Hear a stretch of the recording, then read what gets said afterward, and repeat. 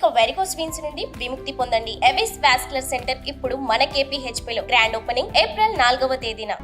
మీతో పాటు కోట శ్రీనివాసరావు గారు, నూతన ప్రసాద్ గారు పనిచేశారని చెప్పారు కదా సార్, వాళ్ళ గురించి చెప్పండి. ఎలా ఉండేవాళ్ళు మీతో అప్పట్లో?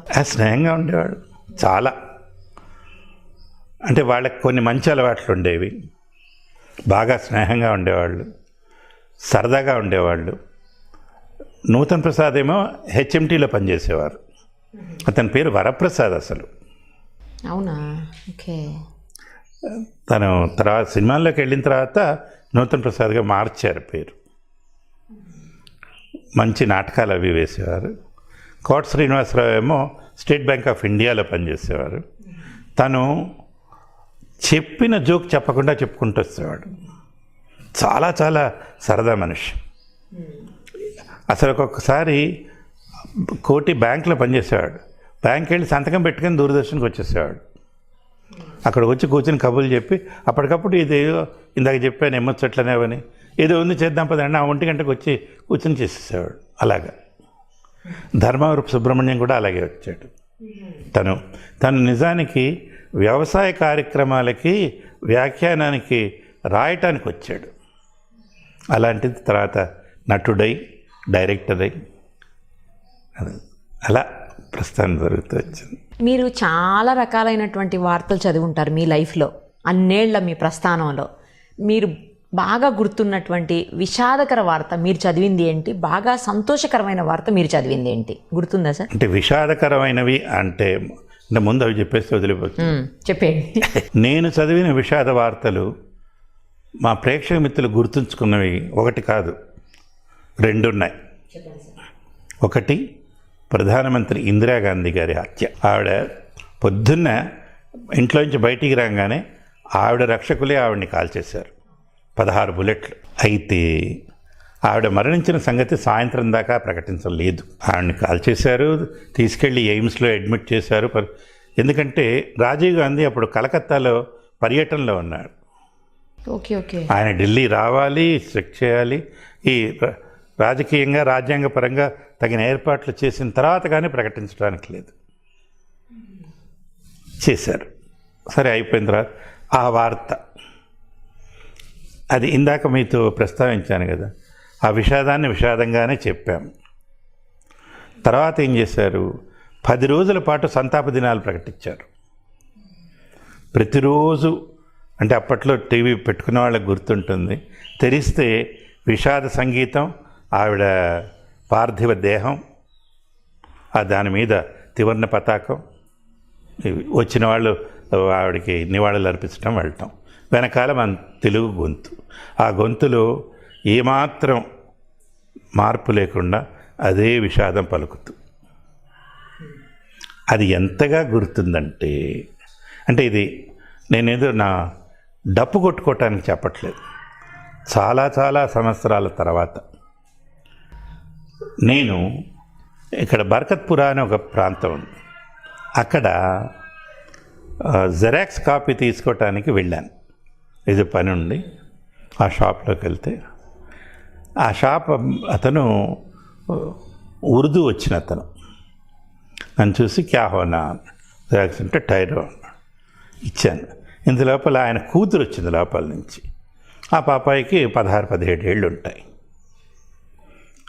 ఈయన పిలిచి బేటీ ఇంకో పహచాన్తే అన్నాడు. అంటే నేను గుర్తుపడతావా ఆయన్ని? అమ్మాయి వచ్చి హా పాప ఇందిరాగాంధీ మరగేసు బతాయసో ఏని అన్నా. అంటే మీకు భావం అర్థమైంది. ఇందిరాగాంధీ చనిపోయినప్పుడు చెప్పింది చెప్పింది. నేను బిత్తరపోయాను. నేను ఇన్నేళ్ళు చదివిన వార్తలు గుర్తులేవు, అదొక్కటి గుర్తుంది. అంటే ఈ ఇతను నాకు ఎక్స్ప్లెయిన్ చేశాడు, సాబ్ ఆప్నే బహుత్ అచ్చా బతాయా సాబ్ అంటే. ఇది నేను ఎందుకు చెప్తున్నా అంటే, ఒకటి నేను మళ్ళీ ఇదంతా కూడా మాధ్యమం యొక్క గొప్పతనం, టీవీ. 2 దీంట్లో నా వంతు పాత్ర ఖచ్చితంగా ఉంటుంది కదా. 2వ విషాదకర వార్త రాజీవ్ గాంధీ మరణం. తల్లి కొడుకు ఇద్దరు మరణాలని మీరే చెప్పాల్సి వచ్చింది. 2 చాలా ఘాతుకమైనవి, చాలా బాధాకరమైనవి. రాజీవ్ గాంధీది మరీ ఘోరం. అసలు శరీరం తునాతనకలైపోయి ఏమిటి ఏం తెలియదు. అటువంటిది, అది కూడా అంతే. తర్వాత ఇంకోటి ఏమైందంటే ఇక్కడ ఆర్య సమాజం అని ఒకటి ఉంది. దాంట్లో ఎక్కువగా వాళ్ళు ఈ వివాహాలు కూడా చేస్తారు. అవును. సామాన్యంగా జరిగేవి ఏంటంటే తల్లిదండ్రుల ఆమోదం లేని వివాహాలు జరుగుతాయి. దానికి ఒక పద్ధతి ఉంది, 4 రోజులు ముందు చెప్పాలి, వీళ్ళవి చెయ్యాలి, అదంతా చేసిన తర్వాతే చేస్తారు. నేను రోజు షటిల్ ఆడేవాడిని, 40 ఏళ్ళు ఆడాను, చిన్నప్పటి నుంచి ఆడేవాడిని. అంటే ఇప్పుడు వెళ్ళటం లేదు, ఇప్పుడు ఆడితే డాక్టర్లు షటిల్ ఆడాలి నాతో. నాతో పాటు షటిల్ ఆడటానికి రాఘవ అని ఒక అబ్బాయి వచ్చేవాడు. అతను స్టేట్ లెవెల్ ప్లేయర్. అబ్బాయి వెళ్ళి ఓ డాక్టర్ చదువుతున్న అమ్మాయిని ప్రేమించాడు. ఓకే. అంటే చెప్పకూడదు, వాడు వింటే కొడతాడేమో. వాళ్ళిద్దరికీ మరి దేవుడు ఎలా కుదిర్చాడో తెలియదు. రంగులు అస్సలు పడదు. ఆ పాప ఏమో చక్కగా తెల్లగా పండులా ఉంటుంది, వీడేమో చక్కగా నల్లగా ఉంటాడు. సరే, నలుపు తెలుపులు కాదు, వాళ్ళిద్దరూ ప్రేమించుకున్నారు. ఇంట్లో ఒప్పుకోలేదు, పెళ్లి చేయాలి. సరే, వీళ్ళందరూ కలిసి ఆ బాధ్యత మాకు పెట్టారు. ఆర్య సమాజ్కి వెళ్ళి మా బ్యాడ్మింటన్ గ్యాంగ్ అంతా వెళ్ళి అక్కడ మాట్లాడి అన్నీ ఏర్పాటు చేశారు. పెళ్లి రోజు నన్ను కూడా తీసుకెళ్ళారు. నాకు ముందే చెప్పారు, మీరు ఎక్కువగా అక్కడ కనపడద్దు, రేపు పొద్దునే ఏదైనా ఇబ్బంది వస్తే ముందు మీరు ఇరుక్కుంటారు. అంటే తెలిసిన మొహం. సరే పెళ్ళికి వెళ్ళామండి. ఇక్కడ కాచిగూడలో ఉంది ఆర్య సమాజ్. సరే, అక్కడ కూర్చుని వాళ్ళు కూడా హోమం పెడతారు, చేయిస్తారు, పెళ్లి చేస్తున్నారు. అక్కడ పండితుల వారు కూర్చున్నారు. ఆయన మంత్రాలు చదువుతుంటే చూసాడండి, మంత్రాలు చదవటం ఆపేశాడు. నన్ను చూసి నేను ఆశ్చర్యపోయి, ఏమైందిరా బాబు ఏంటంటే, సాబ్ కల్ షామ్ ఆప్ జో పడే అచ్చా పడేనా అన్నాడు. అంటే మైనే 10 మినిట్ తక్ దేఖ్తే రేగా అన్నాడు.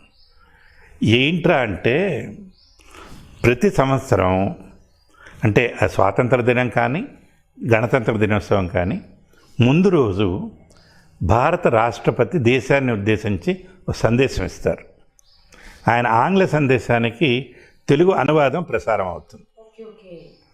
అది తెలుగులో అనువదించి చదవటం నా బాధ్యత ఉద్యోగిగా. నేను దాదాపు 20 ఏళ్ళు పైన చేశాను అది. ఈ పెళ్ళి సరిగ్గా దాని తర్వాత జరిగింది. ఆ కిందటి రోజు ఆయన చూశాడు. ఆయన అనువాదము ఆ చదవటం ఆయనకు ఎంతగా నచ్చిందంటే, పెళ్లి మంత్రాలు ఆపేసి ఇది బాగుందంటాడు. సరే, లోపల కాస్త ఆనందపడ్డాను, కాస్త గర్వ కూడా పడ్డాను. కానీ సందర్భం ఇది కాదు కానీ దండం పెట్టి అలా ఉండేవి. బాగా అంటే సంతోషకరంగా మీరు చదివిన వార్త ఏదన్నా గుర్తుందా సార్? 2 విషాదాలు చెప్పారు, ఒక సంతోషకరమైన వార్త ఏదైనా? ఈ సంతోషం కంటే ఇంకోటి పై ఎత్తులో వస్తుంది, దానికంటే ఇంకోటి పై ఎత్తులో ఉంటుంది. విషాదం అలా కాదు. విషాదం హృదయంలో చివరి మెట్టును తగులుతుంది. మనిషికి గొప్ప విషాదం మరణం, దానికి మించిన విషాదం లేదు.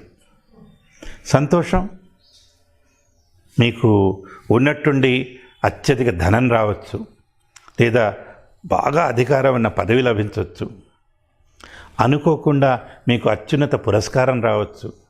వీటి దేనికి అంతు లేదు. అంటే నేను సమర్థించుకోవట్లా, అంటే సంతోషకరమైనవి చాలా ఉన్నాయి, చాలా చదివా. అంటే ప్రత్యేకంగా గుర్తుంచుకోకపోవటానికి ఇది కారణమని. సుమన్ టీవీలో మీ పర్సనల్ అండ్ బిజినెస్ ప్రమోషన్స్ కోసం కింది నెంబర్కి కాంటాక్ట్ చేయండి.